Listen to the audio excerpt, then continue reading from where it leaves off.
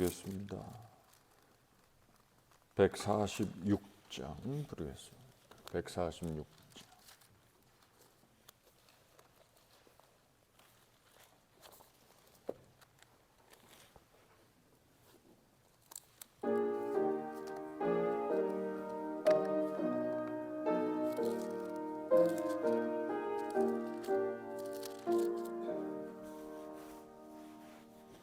저 멀리 푸른 언덕에 그 십자가 위에 주 예수 나를 위하여 못 박히셨도다. 그 귀한 주의 사랑이 날 구원하시니 그 사랑 나 도움받아 주 위에 힘쓰리. 그 흉한 십자가에서 한없는 고통을 이 세상 사람 위하여 당하신 것일세. 그 귀한 주의 사랑이 날 구원하시니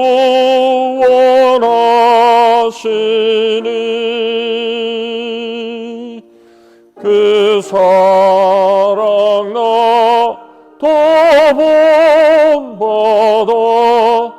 주 위에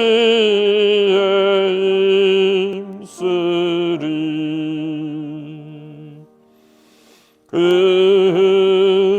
흘린 몸의 피로소 날 성량했으니 저 하늘 문을 여시고 날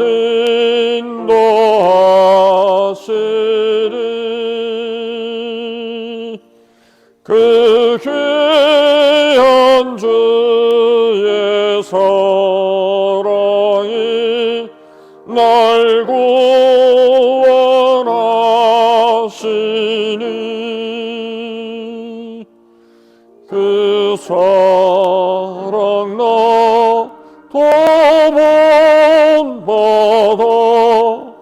주 위에 힘쓰리.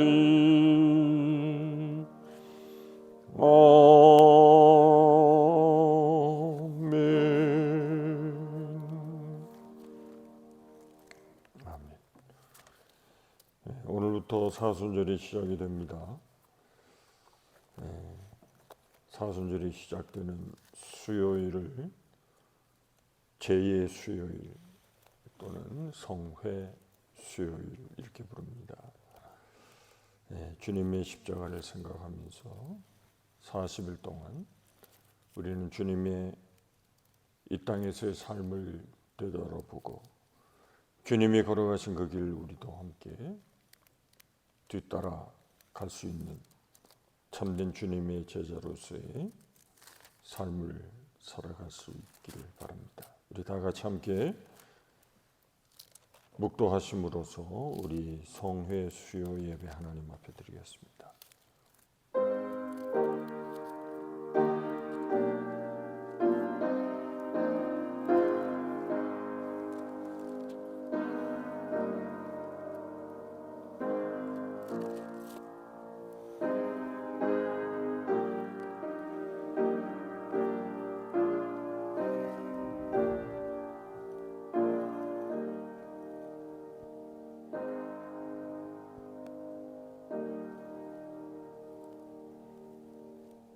예수께서 이르시되 나는 생명의 떡이니 내게 오는 자는 결코 줄이지 아니할 터이요 나를 믿는 자는 영원히 목마르지 아니하리라. 나는 하늘에서 내려온 살아있는 떡이니 사람이 이 떡을 먹으면 영생하리라. 내가 줄 떡은 곧 세상의 생명을 위한 내 살이니라 하시니라. 내 살을 먹고 내 피를 마시는 자는 영생을 가졌고 마지막 날에 내가 그를 다시 살리리니 내 살은 참된 양식이요 내 피는 참된 음료로다. 내 살을 먹고 내 피를 마시는 자는 내 안에 거하고 나도 그의 안에 거하나니 살아계신 아버지께서 나를 보내심에 내가 아버지로 말미암아 사는 것 같이 나를 먹는 그 사람도 나로 말미암아 살리라. 아멘. 하나님 감사합니다. 주일 3일 동안도 하나님 은혜 가운데 우리들을 지켜주시고 또 이렇게 주님의 십자가를 다시 한번 되돌아보며 그 십자가를 우리도 지고 주님 걸어가신 그 길을 우리도 말씀으로 순종하고 믿음의 삶을 살아 주의 제자로서의 온전한 삶을 살아가기를 원합니다. 허물 많고 죄 많은 인생이지만 영원히 죽을 수밖에 없는 우리들이었지만 지옥에 던져질 저주와 파멸의 인생들이었지만 주님의 십자가의 은혜로 구원받아 하늘나라의 거룩한 백성이 되게 하시고 하나님 나라의 유업을 이을 자로 세워주셨으니 감사합니다. 오늘 하나님 앞에 드려지는 예배를 통해서 다시 한번 주의 십자가의 대속의 은혜를 찬양하고 주님의 놀라우신 구원의 은총을 다시 한번 기억하며 주 앞에 영광을 돌리는 우리들이 되게 하시고 이번 사순절을 시작하는 저희들의 마음에 다시 한번 주님의 뜻대로 순종하기를 결단하는 하나님의 귀한 자녀들이 되게 하옵소서. 예수님의 이름으로 기도하옵나이다. 아멘. 149장 부르겠습니다. 149장입니다.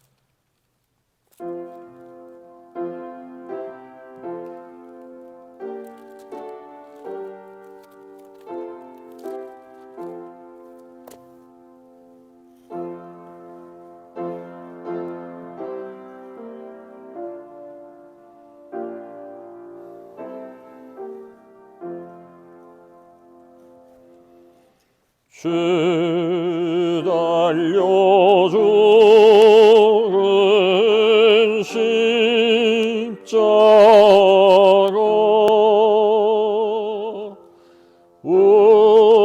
우리가 생각할 때에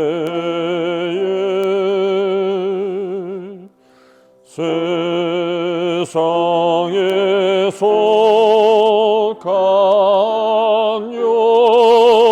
간요심을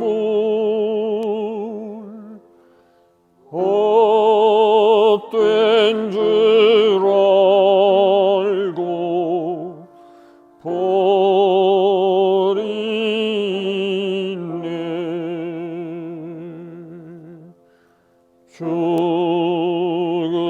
죽으신 구주 밖에는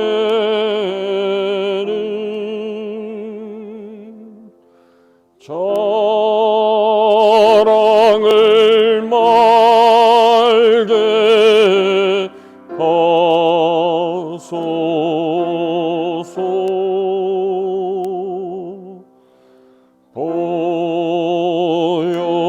보혈의 공로 힘입어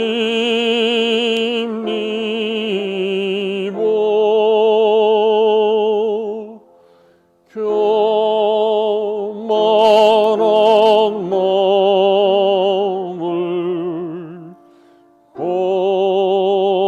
버리네.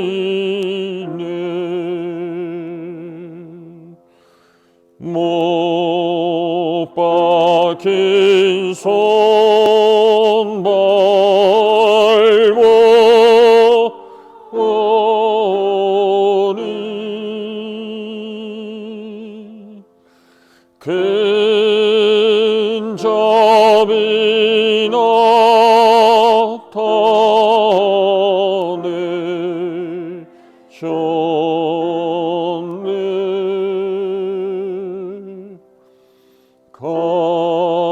가시로 만든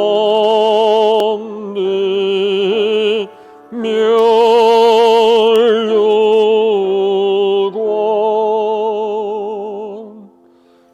우리를 위해 쓰셨네.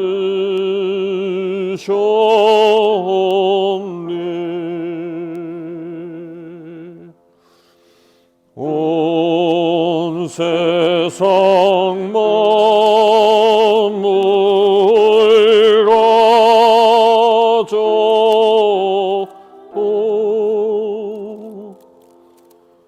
주님 못 따라갔겠네.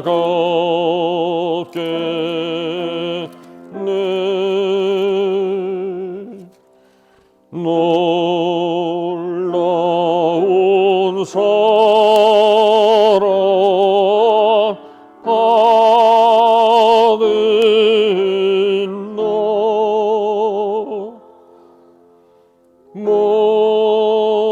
몸으로 제물 섬겼네.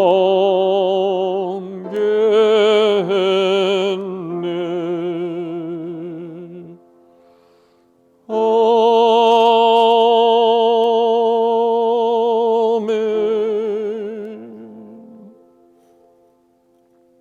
우리 다 같이 함께 통성으로 합심해서 기도하겠습니다. 할렐루야. 아버지 하나님 감사합니다. 사순절을 시작하는 이 성의 수요일을 사랑하는 주의 성도들이 함께 모여 예배하게 하시니 감사합니다. 험한 날씨에도 우리의 걸음을 주께로 인도하시고 믿음으로 산제사를 드리고 하나님 앞에 받은 바 귀한 은혜를 찬양하되 나를 죄악 가운데 건져주신 주님의 십자가의 그 사랑을, 모든 허물과 죄악을 그 십자가에 흘려주신 보혈의 피로 씻어주시고 정결하게 하소서. 하나님의 자녀의 직분을 얻게 하시고 하나님 나라의 권속으로 살게 하시며 택함받은 천국의 백성으로 주의 이름을 높이며 이 땅에서 믿음으로 살아갈 수 있도록 우리를 살려주시고 건져주시고 구원하시며 하나님의 존귀한 백성으로 세워주신 하나님 앞에 감사와 찬양을 돌립니다. 주님의 십자가가 아니면 어찌, 주님의 구속의 은혜가 아니면 어찌, 주님의 그 사랑이 아니면 어찌 우리가 이 놀라운 은혜의 자리에 설 수 있으리요.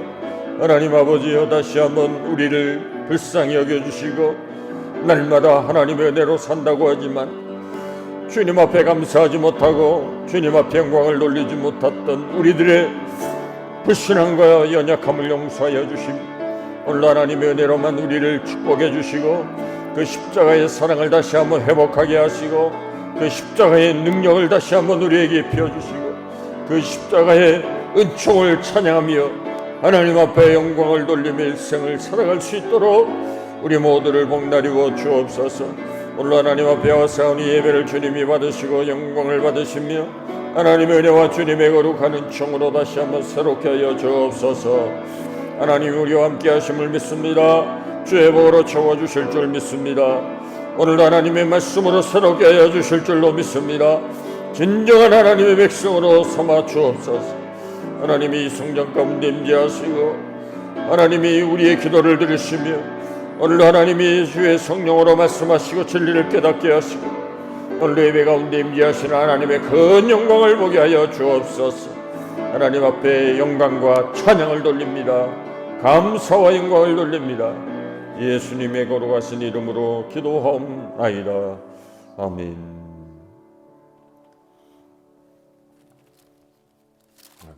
우리 찬송 154장 부르겠습니다.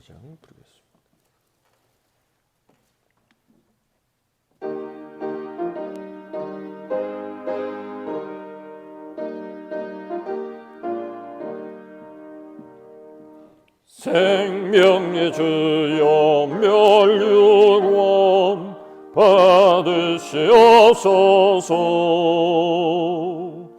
날 위해 쓰신 가시관 나 기억합니다.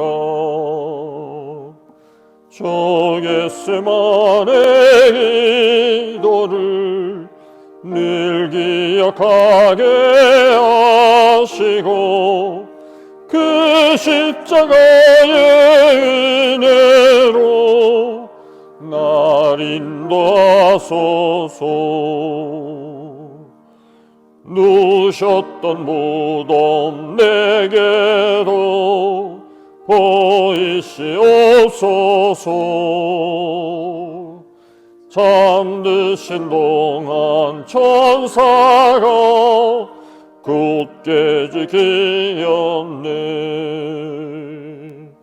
저 겟세마네 기도를 늘 기억하게 하시고 그 십자가의 은혜로 날 인도하소서.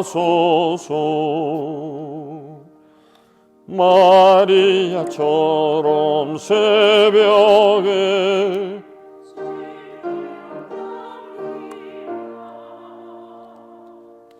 빈 무덤 내게 보이사 날 가르치소서. 저 겟세마네 기도를 늘 기억하게 하시고 그 십자가의 은혜로 날 인도하소서. 고난의 잔을 날 위해 다 마셨나이다. 나 항상 나의 십자가 감당케 하소서. 저 겟세마네 기도를 늘 기억하게 하시고 그 십자가의 은혜로 날 인도하소서.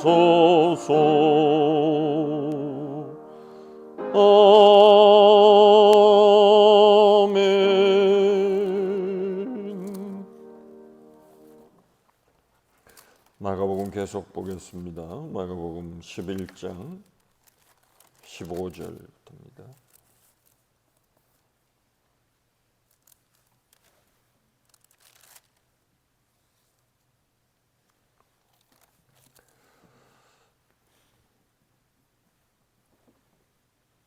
마가복음 11장 15절부터 18절까지 보겠습니다.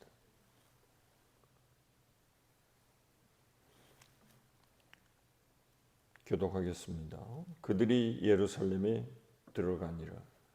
예수께서 성전에 들어가사 성전 안에서 매매하는 자들을 내쫓으시며 돈 바꾸는 자들의 상과 비둘기 파는 자들의 의자를 둘러 엎으시며 아무나 물건을 가지고 성전 안으로 지나다님을 허락하지 아니하시고 이에 가르쳐 이르시되 기록된 바 내 집은 만민이 기도하는 집이라 칭함을 받으리라고 하지 아니하였느냐.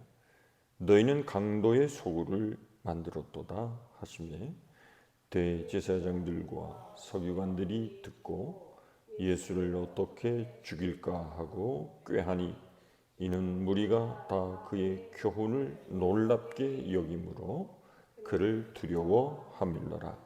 아멘.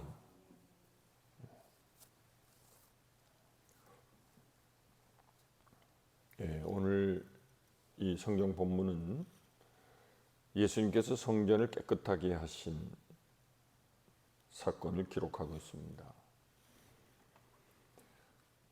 그러나 이 본문을 좀 더 깊이 묵상해 보면 이 본문은 성전을 깨끗하게 하셨다라기보다 예수님께서 성전을 무너뜨리신 사건이라고 볼 수 있습니다.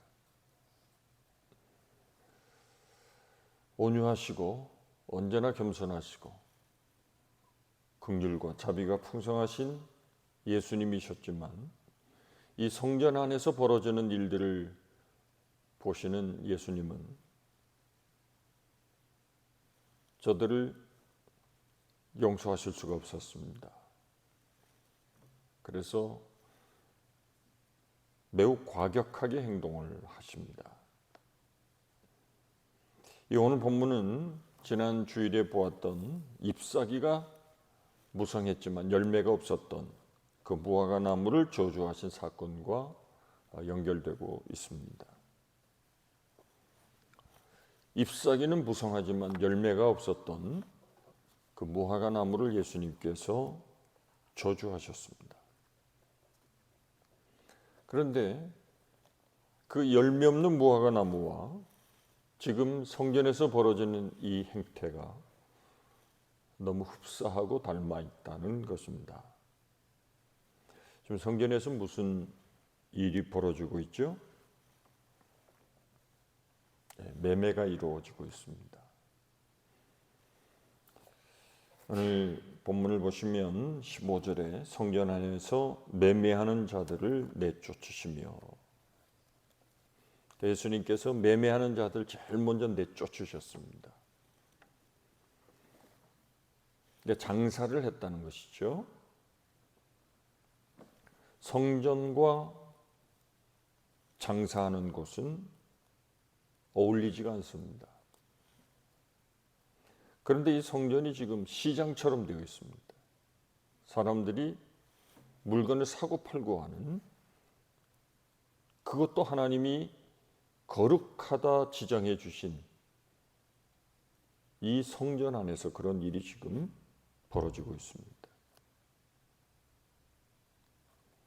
그런데 이런 일이 예수님 때만 있었던 것은 아닙니다. 이미 오래전부터 이미 성전은 이렇게 변해져 있었습니다. 정말 주님이 보시기에 분노하실 만한 일이었습니다. 그래서 예수님께서 폭발하셨습니다. 그리고 저들을 내쫓으시고 의자와 상을 뒤엎으셨습니다. 그리고 다른 복음서에는 예수님의 허리를 묶고 있던 띠를 풀어서 회초리로 저들을 내리치기 시작했습니다. 예수님의 분노하시는 모습을 볼 수 있습니다. 그만큼 성전이 타락하고 있었습니다. 변질되어 있었습니다. 성전은 거래하는 곳이 아니고 하나님과의 깊은 영적인 교제를 나누는 곳입니다. 한국에서 코로나 상황이 계속되면서 정부와 가장 많은 부딪힘이 있었던 곳이 교회입니다. 그래서 대면 예배를 강행했던 교회들이 많이 있었습니다. 정부의 지침을 따르지 않는 교회를 향해서 사회는 매우 심각하게 질타를 했습니다. 그 질타하는 내용 가운데 하나가 바로 헌금이었습니다. 아마 헌금 때문에 예배를 드리나 보다. 이렇게 세상은 조롱하듯이 대면 예배를 드리는 것에 대해서 매우 비난했습니다. 하나님을 예배하는 곳을 마치 장사하는 곳으로 본 것입니다. 안타깝게도 예수님 당시 성전은 이 돈과 깊은 연관성이 있었습니다. 성전은 사람들이 많이 몰리는 곳입니다. 특별히 지금은 유월절을 앞두고 있습니다. 외국에서 많은 사람들이 지금 성전을 중심으로 순례를 하고 있었습니다. 사람들이 많이 모이면 자연스럽게 이권이 생기기 마련입니다. 처음부터 성전이 이렇게 변질된 것은 아니었을 것입니다. 이스라엘의 어른들이라면 누구나 성전세를 의무적으로 내야 했습니다. 하나님 앞에 드리는 헌금은 그 돈 자체가 구별이 되어 있습니다. 화폐가 다릅니다. 세겔을 드려야 됩니다. 예수님 당시에 세겔이 없었습니다. 그래서 성전에 들어가서 성전 화폐로 바꾸어서 성전에 냈습니다. 그러다 보니까 성전 입구에는 성전 화폐를 바꾸는 환전소가 생겼습니다. 여러분 잘 아시는 것처럼 환전할 때마다 수수료를 떼죠. 성전 안에서도 그랬습니다. 그래서 이 환전상의 수익이 커집니다. 그런데 그 수익의 대부분이 어디론가 흘러갔습니다. 비둘기 파는 자들이 나오죠. 오늘 15절에 보시면 매매하는 자들, 돈 바꾸는 자들, 그 다음에 비둘기 파는 자들. 율법에 의하면 산모나 또 나병 환자나 유출병을 가진 사람들이 자신의 정결을 위해서 하나님 앞에 바치는 제물이 비둘기입니다. 그래서 이 동물의 희생을 드리기가 어려운 특별히 가난한 사람들을 위한 조치로 비둘기를 드리도록 했습니다. 왜냐하면 소를 드리거나 양을 드리기에는 돈이 많이 들어요. 그러니까 그것을 드릴 만한 여유가 없는 가난한 사람들은 비둘기를 제물로 드린 겁니다. 하나님이 그렇게 배려를 해주셨습니다. 가난한 사람들을 위해서. 또 성경을 보시면 이마저도 드릴 수 없는 가난한 사람들은 하나님 앞에 밀가루와 같은 가루를 하나님 앞에 전제로 드리도록 규정하고 있습니다. 그런데 장사꾼들은 이들의 주머니마저 노렸습니다. 다시 말하면 비둘기를 파는 사람들이 있었다라고 하는 것은 가난한 사람들이 드리는 제물이었습니다. 그러니까 이 가난한 사람들이 드리는 제물을 팔아서 그 가난한 사람들에서도 이익을 훔쳐갔던 것입니다. 처음에는 예배하는 사람들의 편리를 위해서 저들이 성전에서 이렇게 조금씩 하나님 앞에 드리는 제물을 팔았습니다. 아마도 이익을 남기고 팔지는 않았을 겁니다.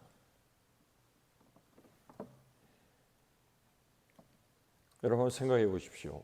먼 곳에서부터 예루살렘 그리고 성전을 순례하면서 사람들이 찾아왔습니다. 그러니까 자기가 살던 곳에서부터 하나님 앞에 제물을 드리기 위해서 제물을 가지고 올 수 없잖아요. 그러니까 성전에서 하나님 앞에 드릴 제물을 돈을 주고 산 것입니다. 처음에는 순례객들을 위해서 아마도 그런 재물을 준비했을 겁니다. 그런데 가만히 보니까 이거 장사하면 돈이 많이 남을 것 같거든요. 그래서 아예 판을 벌인 겁니다. 이 거대한 이권에 전해져 내려오는 야사에 의하면 대제사장들이 개입을 했습니다. 그러니까 성전을 중심으로 거대한 먹이 사슬이 만들어진 겁니다. 큰 돈을 벌 수 있는 좋은 사업이 된 것입니다.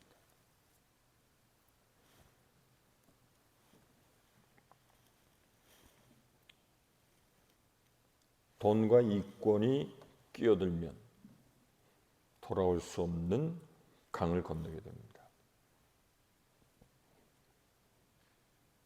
이 서양 교회는 잘 모르겠습니다만 이 한국에 들려오는 얘기들을 이렇게 들어보면 교회마다 싸우고 분쟁이 나고 갈등하는 그런 내면에는 다 돈이 끼어 있습니다. 이권이 끼어 있습니다.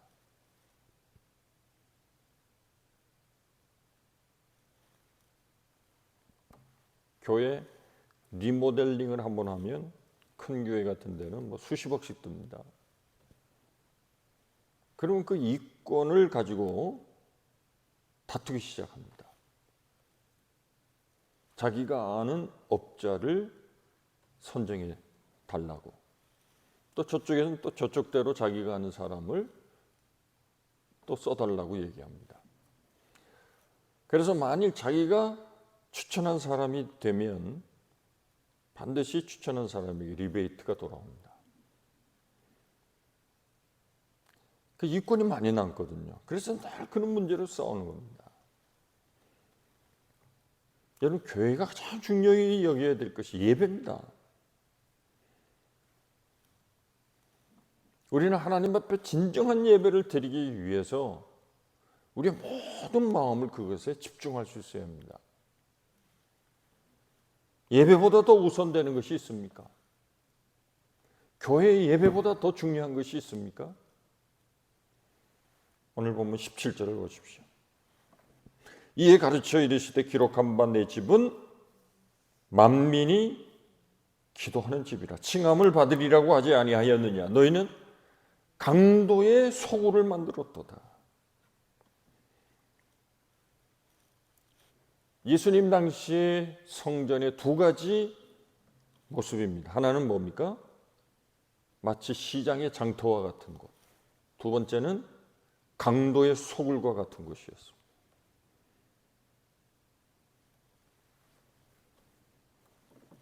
왜 강도의 소굴이 되었을까요?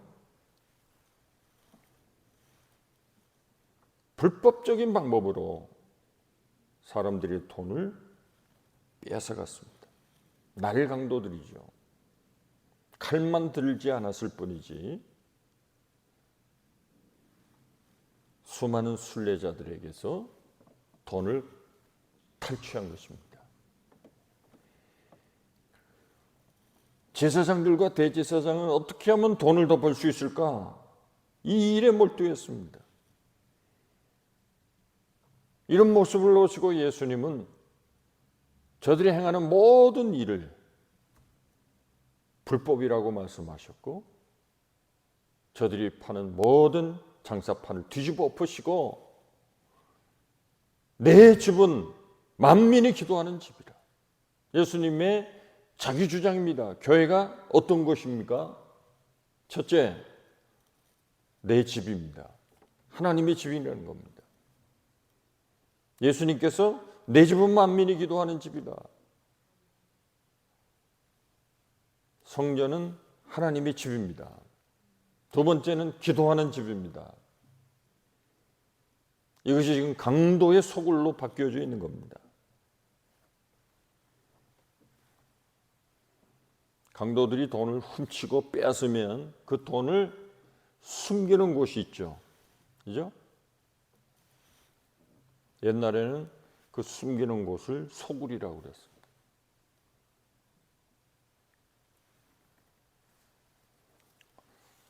오늘날이라고 다르겠습니까?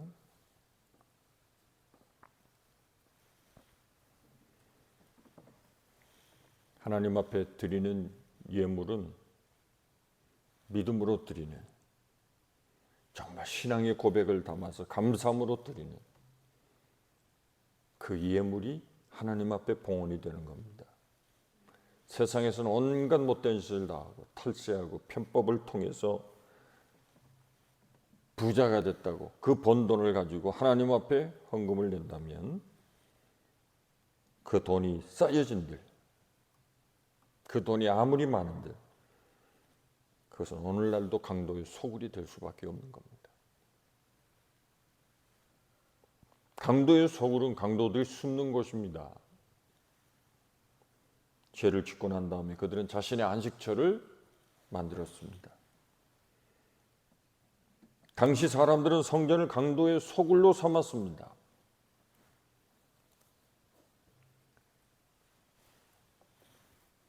하나님은 언제나 과정을 중요하게 여기십니다. 세상은 과정이 어떻게 됐든지 간에 결과만을 봅니다. 지금 어떻게 성전이 이렇게 점점 변질되어 갔는지 그 과정을 잘 살펴봐야 합니다. 처음부터 나빴던 것은 아니었습니다. 하나님을 예배하러 오는 사람들의 편의를 봐주기 위해서 시작했을 것입니다. 순례자들이 먼 나라에서부터 하나님 앞에 드릴 희생의 제물을 가지고 오는 것은 결코 쉬운 일이 아닙니다. 어찌 보면 불가능한 일이었습니다. 오다가 제물에 흠이 생기면 제물에 자격이 없습니다. 성전 입구에서 환전해서 낼 수 있는 것은 편리한 일이었습니다. 외국에서 어떻게 하나님 앞에 드릴 세계를 준비하고 성전의 화폐를 준비할 수 있습니까? 그러니까 당연히 성전에 와서 돈을 바꾸는 겁니다.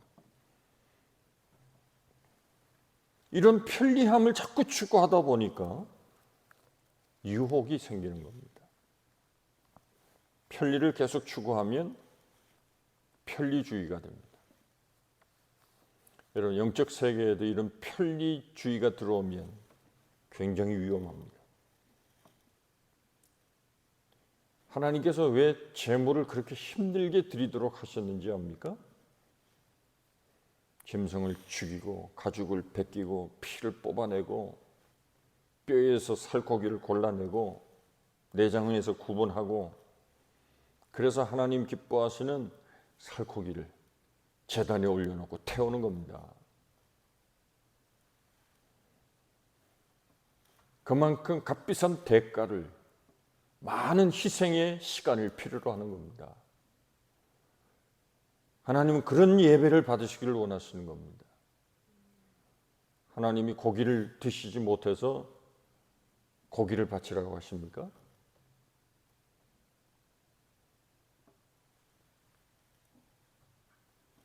우리 믿음의 선배들 하나님 앞에 드리는 예배를 위해서 많은 대가를 지불했습니다. 어디론가 멀리 갔다가도 주일을 지키기 위해서 토요일이 되면 다 집으로 돌아왔습니다. 옛날에는 다 그랬습니다. 그리고 주일날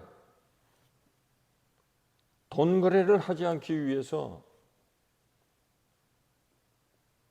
차도 타질 않았습니다. 그래서 주일날 설교하시는 목사님들 정해놓으면 토요일날 미리 오십니다. 그래서 주무시고 주일을 지키고 그날도 안 가십니다. 월요일날 떠났습니다. 옛날에 목사님은 다 그렇게 했습니다. 그건 뭐 제가 목사 사택했으니까 알죠.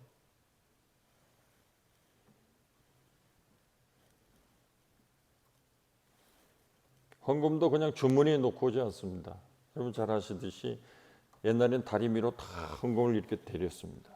빳빳하게 돈을 다 펴가지고 그렇게 정성으로 하나님 앞에 드리는 제물을 구별을 했습니다.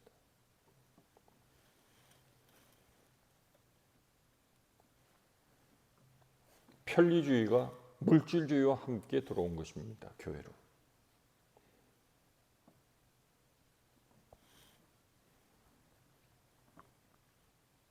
성경을 보시면 아주 특이한 하나의 사건이 기록되어 있습니다. 하나님의 법궤를 옮기는 과정에서 새 수레를 만들었어요. 근데 사고가 났습니다. 다윗은 왕이 되자마자 제일 먼저 한 것이 하나님의 법궤를 옮겨놓은 것이었습니다.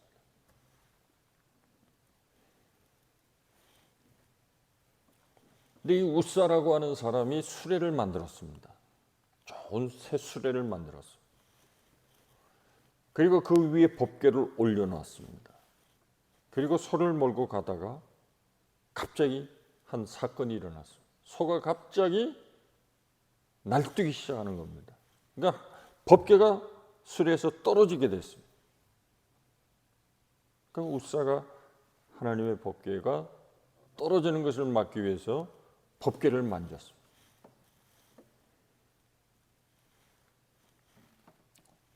그 사건을 통해서 우사는 그 자리에서 즉사했습니다.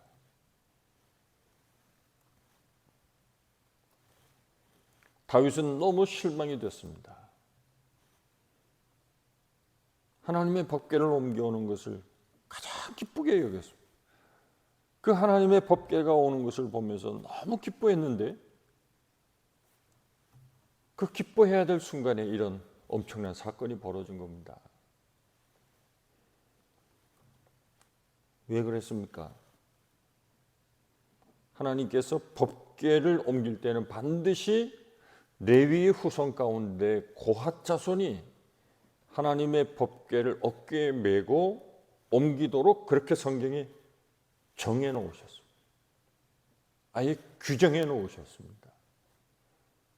그런데 하나님의 법궤를 소가 끄는 달구지 위에다가 올려놓은 겁니다. 일종의 편리주의입니다. 그러면 쉽죠. 사람이 뭐 이렇게 메고 갈 필요가 없죠.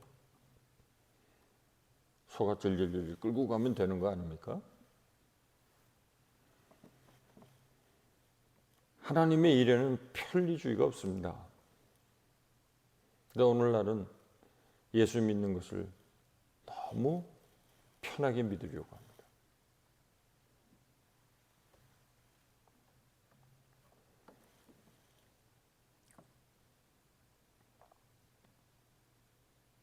편리를 추구하다 보면 정성이 사라집니다. 여러분, 한국에는 큰 교회들은 비자 카드로 헌금 내고 그런 거 아시죠? 큰 교회 보면 헌금 내는 그 안내가 다 나와 있습니다. 신용카드나 뭐 이런 걸로 교회에 못 나와도 그렇게 헌금을 낼 수 있도록 하죠.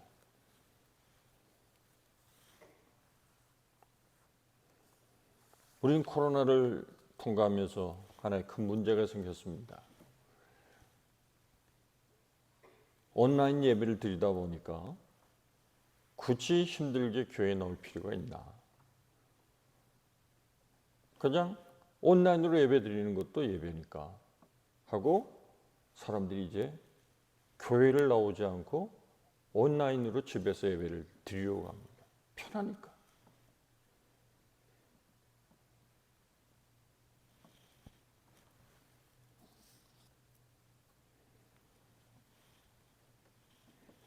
오고 가는 불편이 없죠. 가족끼리 차분하게 예배도 드릴 수 있습니다.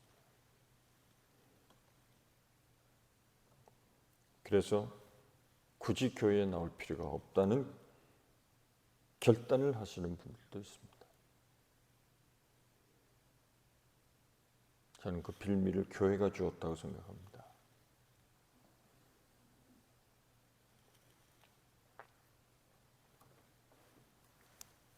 성경에는 분명히 모이기를 힘쓰라 그랬습니다. 마지막 시대에 패하기를 즐겨하는 사람들을 쫓지 말고 너희는 늘 모이기에 힘쓰라. 여러분, 교회는 공동체입니다. 이 공동체성이 빠져버린 교회는 생각할 수 없습니다. 예배를 위해서 예전에는 목숨까지도 바쳤습니다.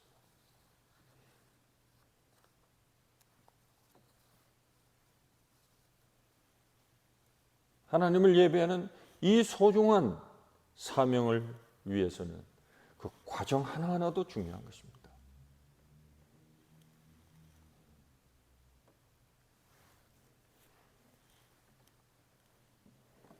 하나님 앞에 당시에 온전한 제사를 드리기 위해서는 성전 입구에서부터 정상적인 과정을 거쳐야 했습니다.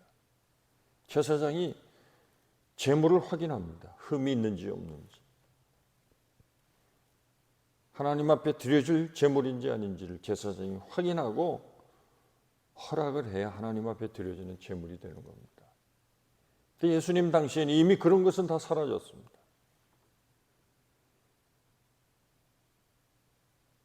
저는 것도 병든 것도 제사장이 다 눈 감아주고 제물을 팔았습니다.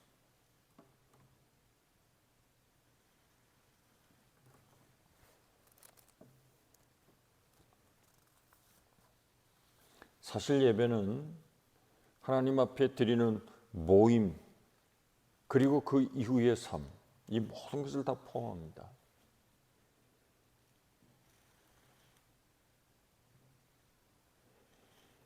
우리가 하나님 앞에 예배하고 세상으로 돌아가면서 우리는 세상에서 하나님을 예배하며 사는지, 성전만 떠나면 전혀 교회와 상관없는 사람으로 살아가는지,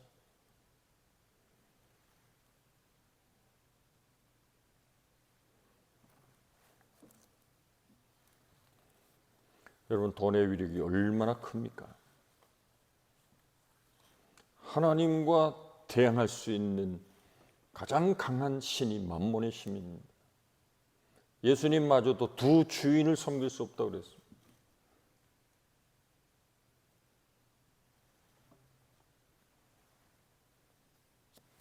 그만큼 돈의 위력이 하나님의 자리를 대신하려고 합니다. 결국 이런 편리주의와 물질을 숭상하는 물질주의, 배금 사상이 성전을 급속하게 변질시키고 만 것입니다. 오늘날도 마찬가지입니다. 예수님은 성전을 만민이 기도하는 집이다, 그렇게 말씀하셨습니다. 성전의 목적을 분명히 제시해 주신 것입니다. 확인시켜 주신 것입니다. 주님은 내 집이라, 주님은 교회를 내 교회다, 그렇게 말씀하신 것과 같습니다. 성전의 주인은 누굽니까? 하나님이십니다. 하나님의 집이니까 이 성전의 주인은 하나님이시죠. 내 집은 기도하는 집이다, 이 말을 다르게 표현하면 기도하기 위해서 내가 구별해 놓은 곳이 성전이다는 것입니다. 다른 목적이 끼어들면 성전의 의미가 사라진다는 것입니다. 장사꾼들의 소리가 들리면 교회라고 할 수 없습니다. 교회는 무슨 소리가 넘쳐야 됩니까? 기도하는 소리로 넘쳐야 됩니다. 찬양하는 소리로 충만해야 합니다. 교회에서마저도 모이면 돈 이야기하고 하는 것을 하나님 기뻐하시지 않습니다. 세상의 잡다한 이야기를 교회까지 와서 해야 될 필요가 있습니까?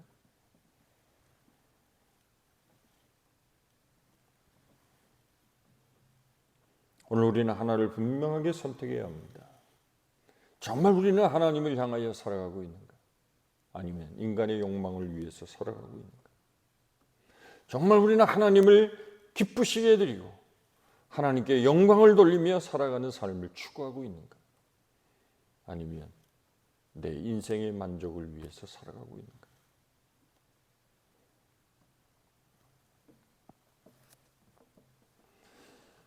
예수님은 이 성전에 있는 모든 사람들을 다 내쫓으셨습니다. 18절이 아주 중요합니다. 대제사장들과 서기관들이 듣고 예수를 어떻게 죽일까 하고 꾀하니 이는 무리가 다 그의 교훈을 놀랍게 여김으로 그를 두려워함이라.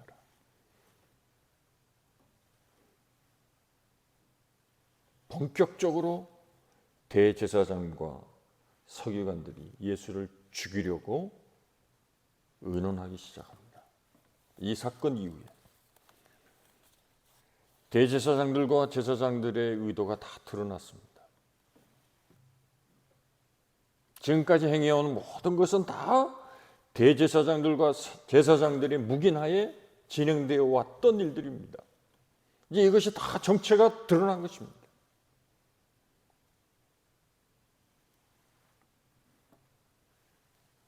항상 정체가 드러나면 자기의 정체를 폭로한 사람을 죽이려고 하는 거예요. 이게 인간의 본능입니다.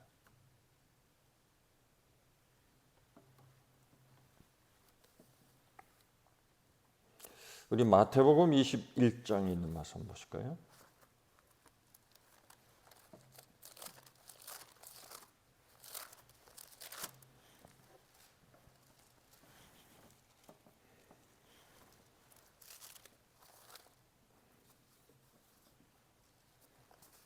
(12절)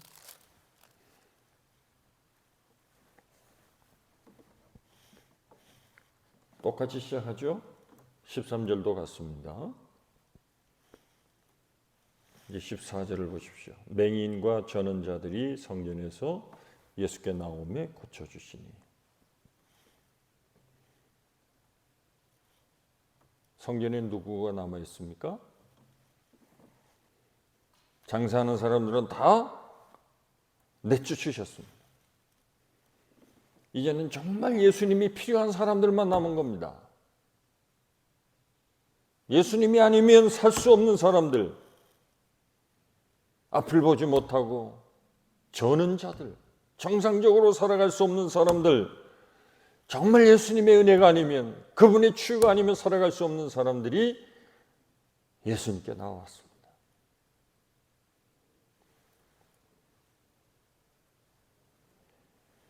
15절 보십시오. 대제사장들과 서기관들이 예수께서 하시는 이상한 일과 또 성전의 소리질러 호산나 다윗의 자손이여 하는 어린아이들을 보고 노하여. 성전에 누가 또 있었습니까?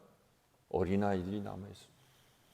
16절 예수께 말하되 그들이 하는 말을 듣느냐. 예수께서 이르시되 그렇다. 어린 아기와 젖먹이들의 입에서 나오는 찬미를 온전하게 하셨다 함을 너희가 읽어본 적이 없느냐.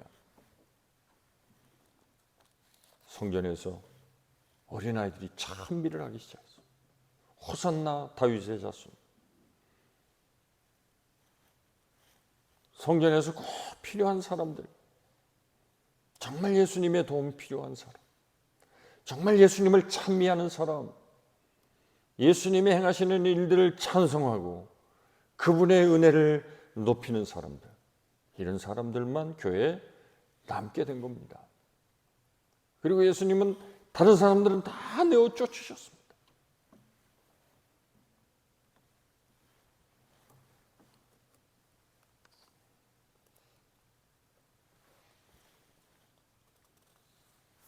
저는 천국도 이런 곳이라고 생각합니다.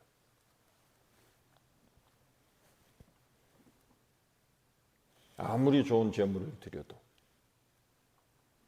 전심으로 하나님 앞에 드리지 않은 것은 하나님 받지 않으십니다.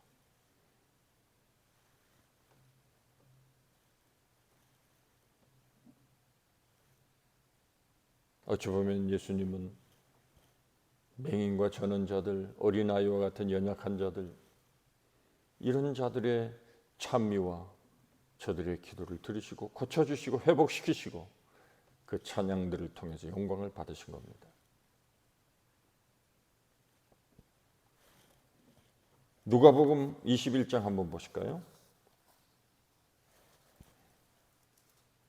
5절 6절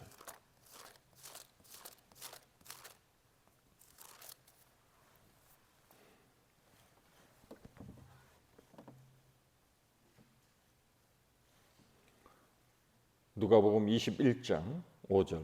어떤 사람들이 성전을 가리켜 그 아름다운 돌과 헌물로 꾸민 것을 말하며 예수께서 이르시되 너희 보는 이것들이 날이 이르면 돌 하나도 돌 위에 남지 않고 다 무너뜨려지리라. 사람들이 성전을 보면서 성전의 그 아름다운 건물을 칭찬하기 시작했습니다. 저 아름다운 돌, 저 비싼 돌로, 저 헌물에 휘황찬란한 강대상, 파이프 오르간. 그때 예수님 뭐라고 그러셨습니까? 이 꾸민 것에 대해서 예수님이 나중에 돌 하나도 돌 위에 남지 않고 다 무너뜨려지리라. 유럽을 가보십시오. 저는 못 가봤지만 유럽의 대부분 그 거대한 성전, 그 아름다운 성전들이 다 술집이나 연극장이나 기타 다른 것들로 다 팔려졌습니다. 그 거대한 대성당들은 그저 관광 명소로만 명맥을 유지하고 있습니다.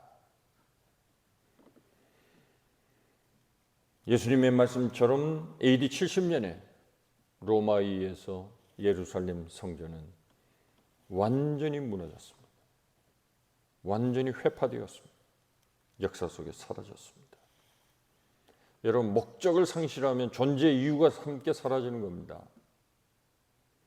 하나님을 찬양해야 될 하나님의 성전에 그 뜻과 목적의 성전이 되지 못하면 존재할 이유가 없는 것입니다. 예수께서 오심으로 성전의 기능이 완전히 사라진 것입니다. 성전의 존재의 이유는 하나님과의 소통입니다. 그분과의 만남입니다. 바울은 새로운 성전의 개념을 우리에게 가르쳐 주셨습니다. 고린도전서 6장 19절 하나 읽고 마치겠습니다. 고린도전서 6장 19절입니다. 너희 몸은 너희가 하나님께로부터 받은 바 너희 가운데 계신 성령의 전인 줄을 알지 못하느냐? 너희는 너희 자신의 것이 아니라. 아멘. 우리가 성령의 전, 엄청난 이야기죠. 성령이 우리 안에 거하시기 때문에 이제는 우리의 몸이 하나님의 성전이 되었다는 겁니다. 그래서 이제는 내 육신도, 내 마음도, 내 심령도 내 것이 아닙니다. 너희는 너희 자신의 것이 아니라. 더 이상 이제 나는 나를 위해 사는 것이 아닙니다. 그렇게 할 수 없는 것입니다. 나의 행복만을 위해 사는 것이, 내 욕망만을 따라 사는 것이 우리의 삶이 될 수 없다는 것입니다. 우리가 성전이라면 하나님이 함께 하심을 경험해야 돼. 성령이 거하시는 전인 것을 경험할 수 있어야 합니다. 여러분의 심령에는 무엇이 있습니까? 정말 성령으로 충만하십니까? 성령이 거하십니까? 다윗은 시편 139편 23절에 하나님이여 나를 살피사 내 마음을 아시며 나를 시험하사 내 뜻을 하옵소서. 내게 무슨 악한 행위가 있나 보시고 나를 영원한 길로 인도하소서. 우리의 마음이 어두울 때는 모릅니다. 그러나 한 줄기의 빛이 내 마음에 비추기 시작하면 내 안에 있는 모든 것이 다 드러나게 되어 있습니다. 하나도 숨길 수 없습니다. 주님은 안중에 없고 내 안에 자신의 만족, 나의 행복, 나의 기쁨만을 추구하고 산다면 내 마음은 성령의 전이 아니라 강도의 소굴이 될 수 있습니다. 예수님은 꺼지지 않는 불꽃 같은 눈동자로 우리를 지켜보십니다. 그리고 예수님은 예루살렘 성전을 바라보며 우셨습니다. 멸망받을, 잠시 후면 무너질 성전을 바라보고 예루살렘을 바라보시며 우셨습니다. 그렇습니다. 이번 사순절을 통해서 우리들은 다시 주님의 십자가를 기억하고 우리는 정말 주님의 전으로서의 성전의 역할을 잘하고 있는지, 정말 하나님의 영광을 위해서 부르심을 받은 하나님의 자녀들의 참된 목적을 한순간도 잊지 않고 그 부르심에 합당한 삶을 살아가고 있는지, 정말 우리는 주님의 제자인지, 나는 자신을 부인하고 나의 십자가를 지고 따라가고 있는지, 이번 사순절을 통해서 다시 한번 우리들의 신앙을 돌아보고 잃어버린 신앙, 잘못된 신앙의 길을 다시 수정하고 주님께로 돌아가는 저와 여러분 모두가 될 수 있기를 간절히 축원합니다. 기도하겠습니다. 하나님 감사합니다. 주님의 십자가를 다시 한번 기억합니다. 우리를 위하여 그 몸을 내어주시고 죽기까지 하나님의 뜻에 복종하심으로 우리를 모든 죄악에서 건져주신 주님의 대속의 은혜를 찬양합니다. 이 구원받은 하나님의 자녀들이 함께 모여 예배하는 주의 성전, 그래서 예수님은 두세 사람이 모여도 내 이름으로 모이는 그곳에 주님이 함께 하시겠다고 말씀하셨습니다. 다시 말하면 수천 수만 명이 모여도 주님의 이름으로 모이지 않으면 주님이 함께하지 않으시겠다는 말씀입니다. 하나님, 정말 우리가 우리의 온 마음과 정성을 다하여 하나님을 찬양하고 신령과 진정한 마음으로 하나님을 예배하는 저희들이 되게 하여 주옵소서. 하나님은 예배하는 자를 찾으신다고 했습니다. 주여, 내가 여기 있나이다. 주님, 우리의 예배를 받으시옵소서. 소돔과 고모라는 의인 10명이 없어서 멸망했고 이스라엘은 의인 한 사람이 없어서 멸망했습니다. 하나님께서 예레미야에게 너희가 지금 저기 골목으로 거리고 큰 거리에 나가서 온전하고 내 마음을 지켜 하나님의 말씀대로 행하는 한 사람이라도 찾으면 내가 이 민족을 망하지 않게 하리라. 그러나 예레미야는 그 한 사람도 찾지 못했습니다. 주님 보시기에 우리는 어떤지 다시 한번 우리의 자신을 돌아보게 하시고 이번 사순절을 통해서 다시 한번 주님의 제자로서의 삶을 우리가 살아가도록 축복해 주옵소서. 예수님의 이름으로 기도하옵나이다. 아멘.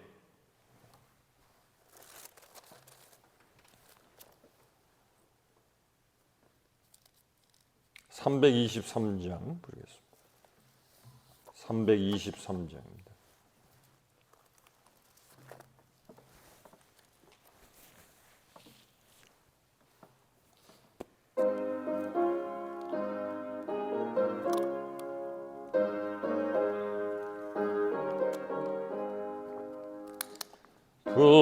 푸른바다 나선이 몸 은지가 오리다.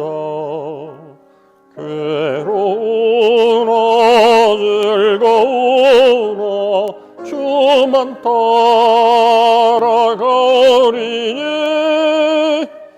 어느 누가 막으리까.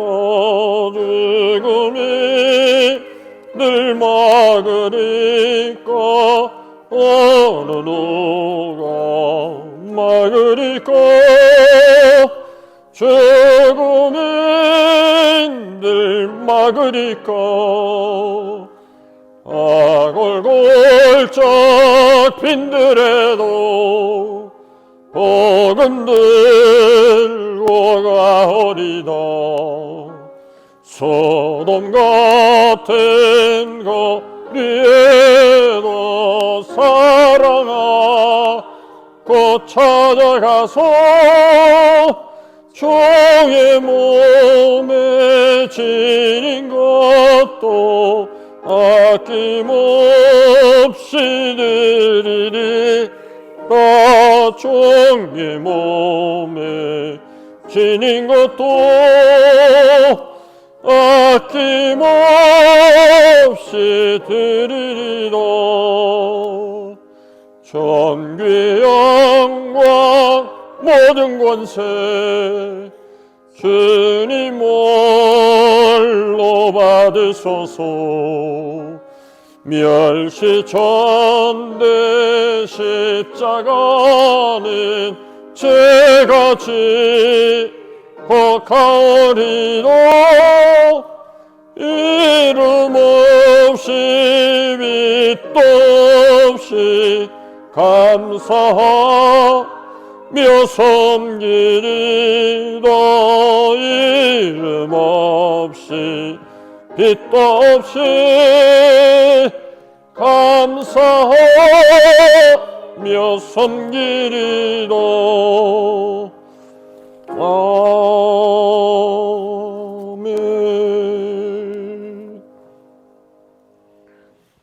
오늘부터 사순절이 시작이 되었습니다. 사순절을 우리가 더 은혜롭고 더 감격된 절기로 지킬 수 있도록 여러분 나눠드린 묵상집 잘 보시고 묵상하시고, 특별히 모든 언행심사에 우리가 다시 한번 주의하고 이번 사순절을 잘 보내실 수 있기를 바랍니다. 5장 성령 부르시고 축도로 예배를 마칩니다.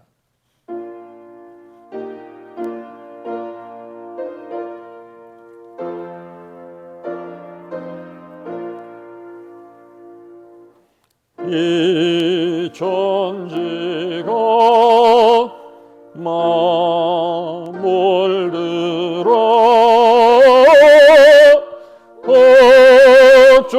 주시는 주 여호와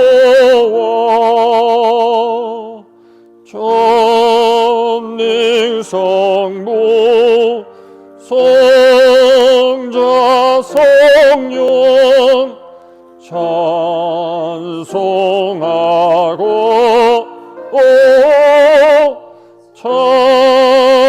찬송하세. 아멘. 이제는 우리 구주 예수 그리스도의 구속의 은혜와 하나님 아버지의 그 무한하신 사랑하심과 성령님의 감화 감동 내재 충만 교통 역사하시는 은혜가 주의 제자로 부름을 받은 주님의 거룩한 성도들이 주님의 걸어가신 주의 뒤를 따라 나를 부인하고 내게 맡긴 십자가를 잘 지고 따르기를 결단하며 구속의 은혜를 찬양하며 십자가의 보혈의 능력으로 이 땅의 모든 죄악을 파하고 주의 십자가의 권능을 힘입어 사단의 견고한 진을 파하기를 원하는 하나님의 귀한 자녀들 가운데 이번 사순절을 통하여 다시 한번 십자가의 그 능력과 그 사랑을 회복하기를 원하는 하나님의 귀한 자녀들 가운데 이제로부터 영원토록 항상 우리와 함께 하시기를 간절히 축원하옵나이다. 아멘. 습니다. 주여 아버지여 주님, 부족하고 연약합니다. 어리석습니다. 주여 도우소서. 하나님의 능력과 하나님의 지혜로 하나님의 은혜로 주님의 그 사랑 가운데 날마다 하나님의 위하신 뜻을 하나님의 아름다운 덕을 선전하며 드러내며 하나님 앞에 영광 돌리게 하옵소서.